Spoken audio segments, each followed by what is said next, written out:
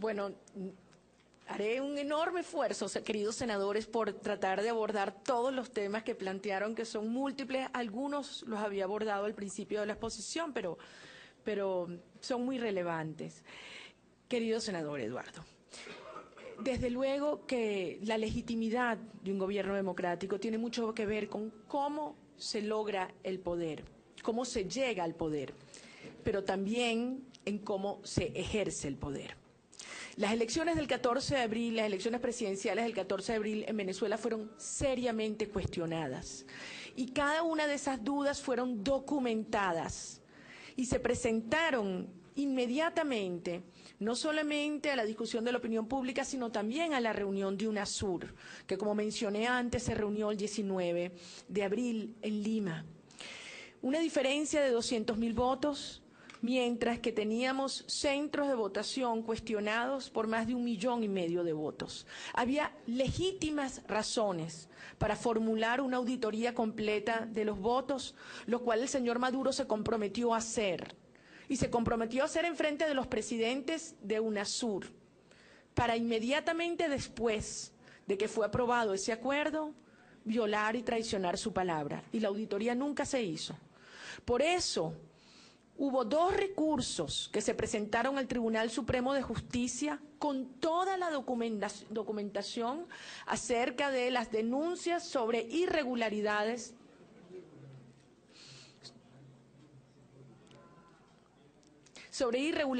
cometidas en ese entonces. Y lo que nosotros, como ciudadanos, teníamos el derecho a exigir al Tribunal Supremo de Justicia es que llevara adelante las audiencias, y abriera la investigación y concluyera, contara los votos. Enrique Capriles dijo, si hay un voto por encima para Maduro, yo reconozco. No contaron los votos, estimado senador, y rechazaron los 2 recursos. No hubo investigación. Ahora bien, dejemos de lado cómo llegó el señor Maduro al poder. Lo más grave es cómo ha ejercido el poder, estimado senador. En Venezuela es impensable una discusión como esta. Usted nos preguntaba cómo llegamos nosotros a la Asamblea.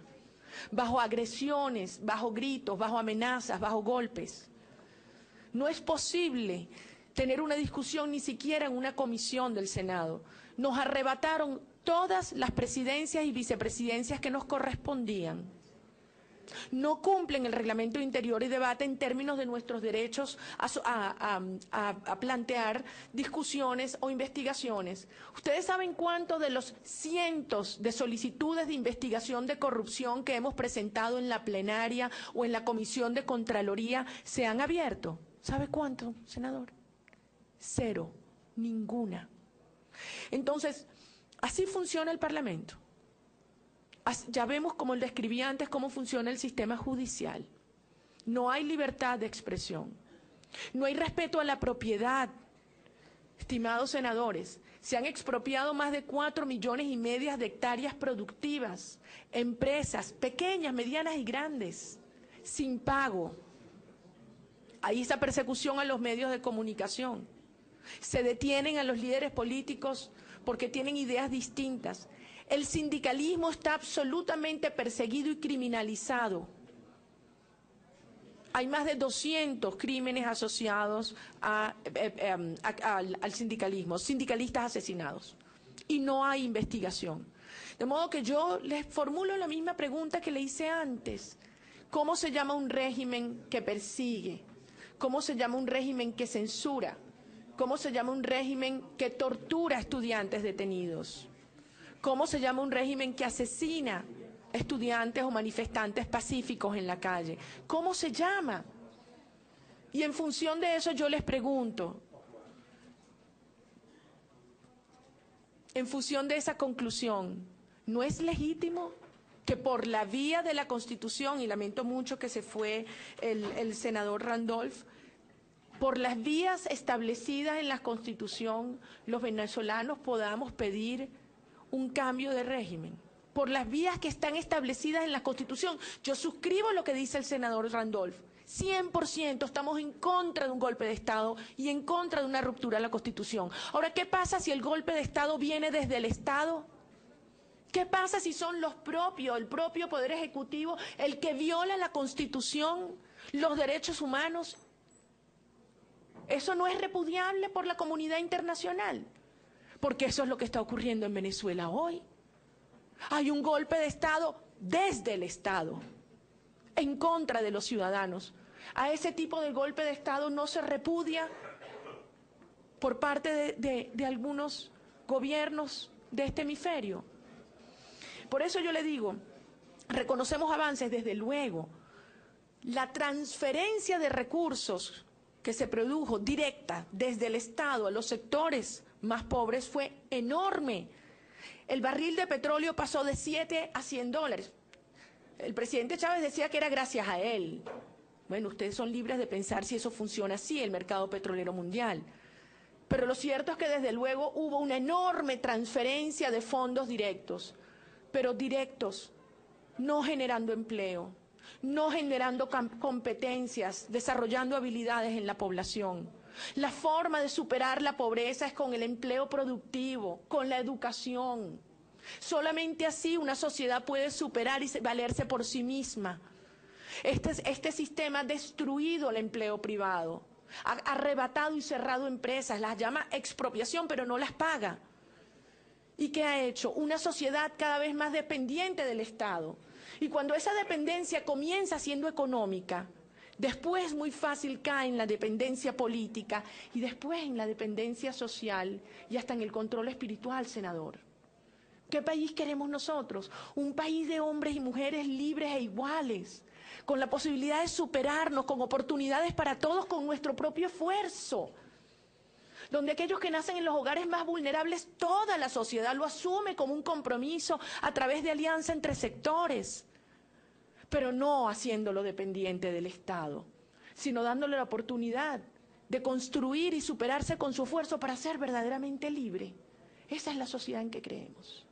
Por esa es la sociedad en que estamos trabajando. ¿Cómo está PDVSA?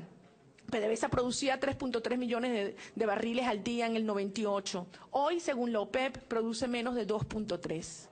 PDVSA exportaba más de 400.000 barriles diarios de gasolina y diésel. Hoy importa más de 50.000 barriles al día.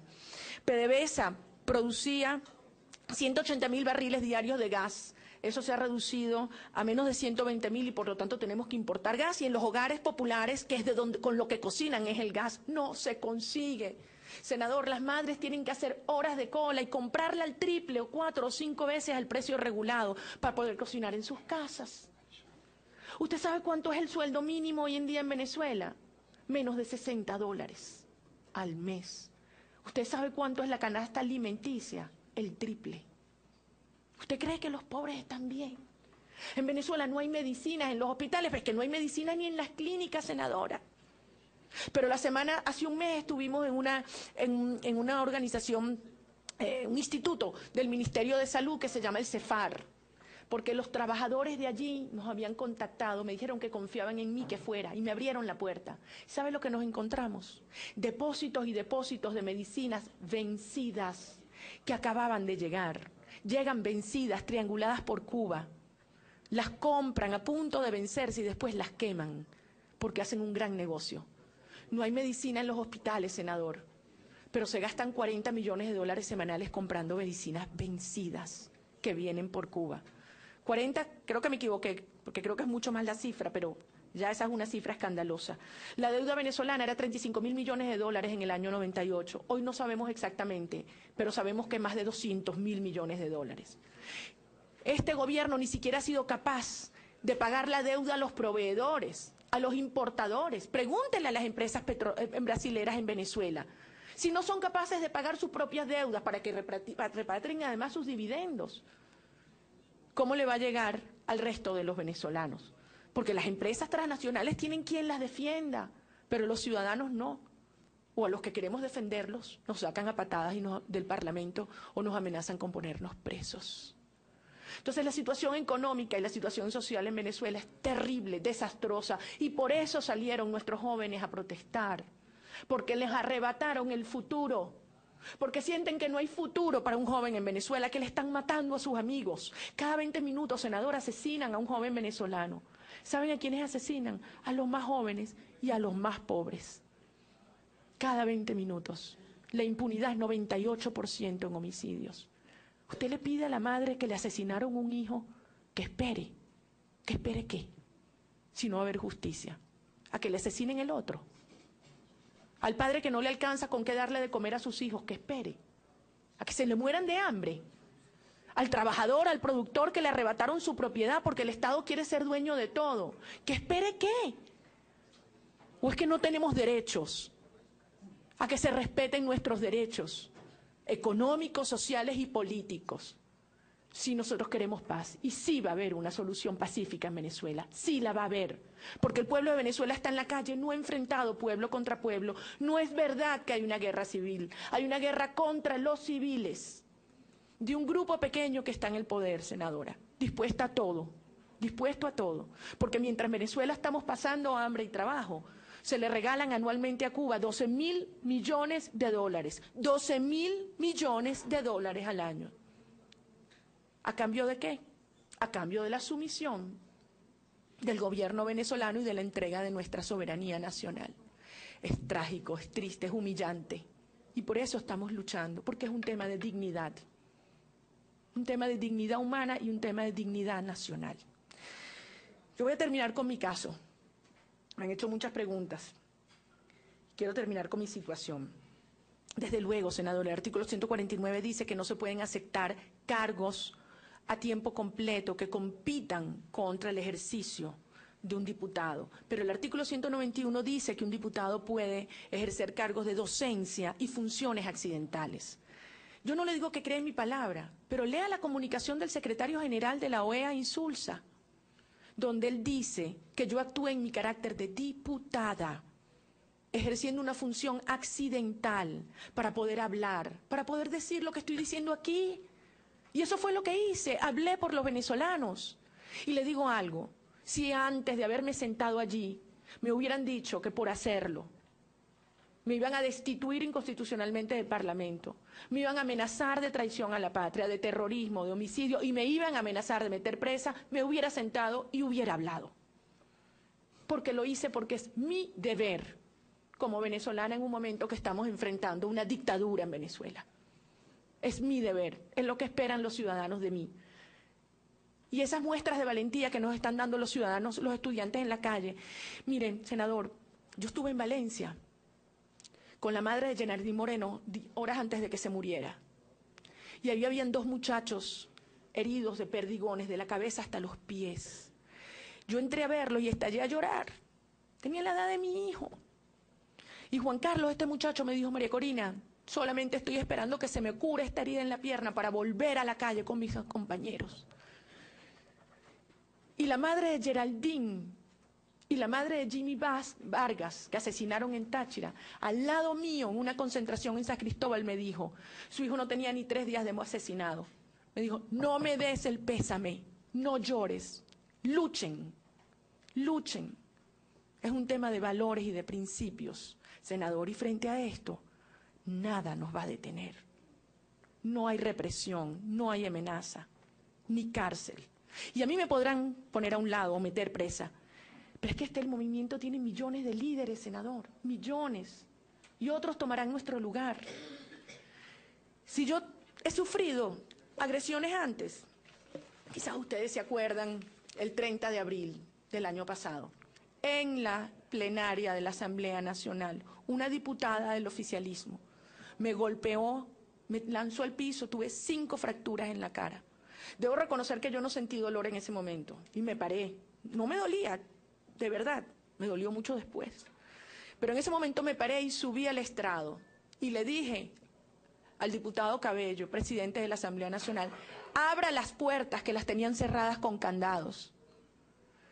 Deje de apuntar con las cámaras al techo, porque en el Parlamento venezolano no entran los medios privados. Ellos lo controlan todo. Y nos apagan el micrófono y nos quitan la cámara. Y le dije: pare esta represión, pare la sesión. Y mientras estaba hablando con él, volvió la misma diputada. Y me tomó por aquí, me tiró al piso y me comenzó a patear en el piso. Y mientras ella lo hacía, mientras me pateaba, el señor Cabello se sonreía, se reía. La semana pasada yo fui a Puerto Ordaz a una movilización pacífica, senador. Y habían miles y miles de venezolanos, y cuando llego al aeropuerto me encuentro que habían 50 personas muy agresivas y armadas que no permitían que yo entrara al aeropuerto para regresarme a Caracas. Yo solamente venía como con 10 colaboradores, los demás se habían quedado en la marcha. Ella los dirigía, la misma diputada. Y agredieron a los que estaban conmigo. Casualmente coincidió que estaba el obispo de Guayana, Monseñor Parra, quien había estado en la conferencia de paz, por cierto. ¿Y sabe lo que hizo esta diputada? Cuando él intentó interceder, lo empujó y le lanzó un café encima. A esto es lo que estamos sometidos. Mi familia, aterrada.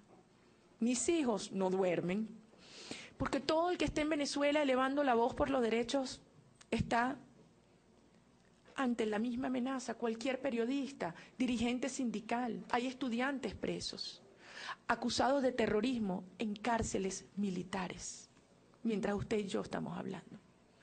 Por eso le quiero decir, quizás no fue una coincidencia después de todo que yo esté aquí en estos días, donde ustedes cumplen 50 años de esa fecha nefasta y donde nosotros atravesamos la misma situación. La parte positiva es que nos sensibiliza a ambos pueblos a asumir que tenemos un mismo destino. Nosotros estamos decididos a conquistar la democracia y la libertad. Tengan confianza en el pueblo de Venezuela. Lo haremos pacíficamente en el marco de nuestra Constitución. Muchas gracias.